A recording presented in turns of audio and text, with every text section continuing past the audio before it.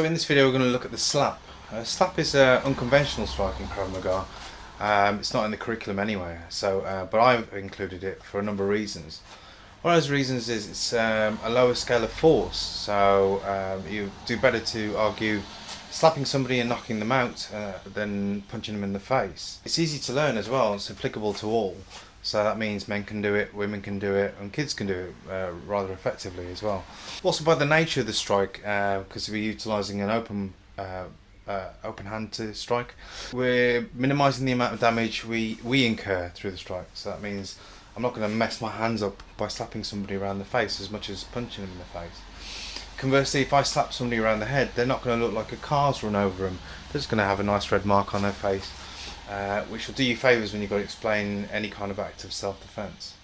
So in terms of delivery, we're taking the hand, so also like in this splayed structure here, and we're sending it to this area here. So there are different ways you can hold the hand. You could hold it splayed like such, or you can bring the fingers together, make a little cup air pocket here. The reason being is that they'll have different effects on the head when you strike it, depending on where you hit it. So ideally you want to slap it over here, basically all over the nerves, bundles that's on side of the face, or the jawline. So that will, striking here will cause like a sensory overload, here will cause like a brain shake. If I hit the ear with this pocket that I talked about, then you're going to get like a percussive effect. So here you're going to just disturb the air that's in the eardrum, cause a blowout and cause some significant pain, and also some kind of disruption of consciousness. If you hit the brainstem, then that's all gravy as well, you're going to rock his world. So essentially that's what you're going to do. In terms of delivery, it's slightly different to a linear strike because the slap is coming circular now.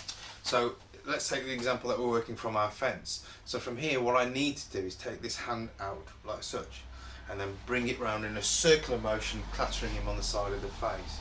I'll talk about how we get there first, but first you would want to practice with your hands open, like such. Because what I don't want to do is have the hands here, so now I have to bring the hands out and all the way here. So practice hands are wide first. You want to stance yourself up with the feet, so from here to get the best platform to strike from. So you can work from here, but at least practice from here that the feet are back. This hand that's going to strike is slightly further back than the lead hand.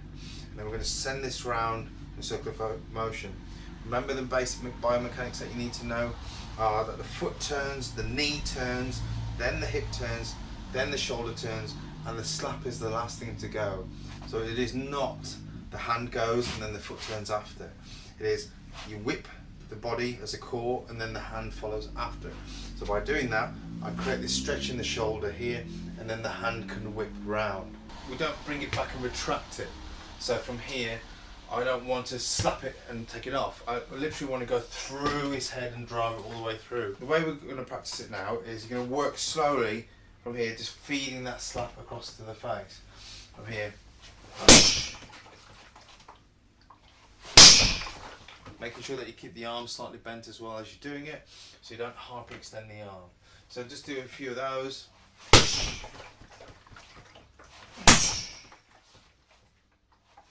So now we'll start to incorporate the speed a bit more. So here I need to whip and let the hand follow. Once you've got the basic motion down, then what you need to start doing is adding the intent, which means there's no other way to do this. So if you slap somebody in the street half-hearted like that, that's either done purposefully to humiliate the person, but then you don't know what kind of reaction you're going to get from that. So you might gauge that this person just needs subduing a bit, or just reminding of where they are and what they're doing, and a short shot slap might put them in reframe what they're doing, or you might need to hit him hard, and that's the objective of how we're practicing it.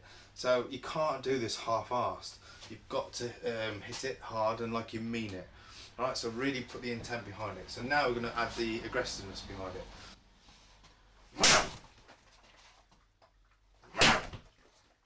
It starts to feel a lot different. Okay, so we've looked at the basic mechanics, and now we've also added a bit of aggression. Now we need to look at where it fits in and also how we set it up. So you're more than likely to use a slap from a conversational piece, which means I'm talking to this person here, I've lined the face up, and then I'm going to deliver the slap. Alright, it's unlikely to be used mid-fight. Alright, I'm going to use tools that are favour. So palm strikes or punches. It's unlikely that you'd use a slap unless you've got hold of the person and then you can repeatedly slap them. Say if you've got the head bent down and then you can just slap them in terms of an uppercut. So it's going to happen from a conversational piece. So if I've got my fence up and I'm talking like such, then what I need to do is put my hands in the best position. The best position to slap his face from the fence would be my hand would need to come out to the side. The problem with that is if I'm talking and then I bring my hand out and then bring it back in, he's going to see it coming a mile off. So I need to go from here to here. Right, but the way I need to put my hands from here to here, ask a simple question, a how, a what, a why. It's got to be something that quickly engages the brain, but from here I'd shrug my shoulders and open the hands out. Now by doing that, my hand is now in the ideal position to now deliver the strike, as opposed to me being here to then go on something like this. You would see it coming a mile off. Practice asking the question and putting my hands in the position that it needs to deliver the slap. You can ask the question out loud or you can ask the question in your head. It doesn't really matter. But it is an example.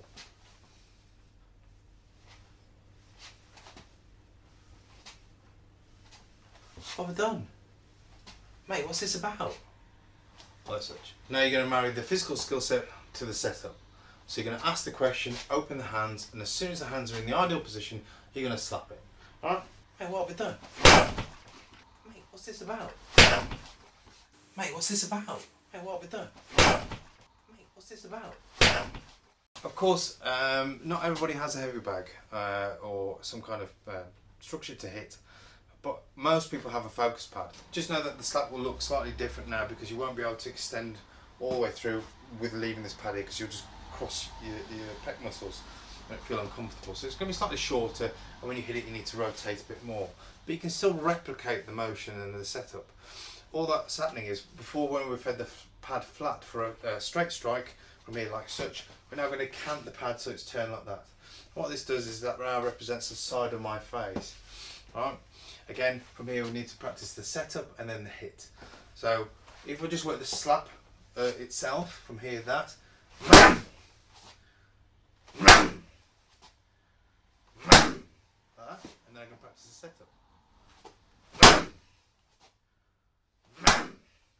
Then I can add the whole question. Wait, what have I done?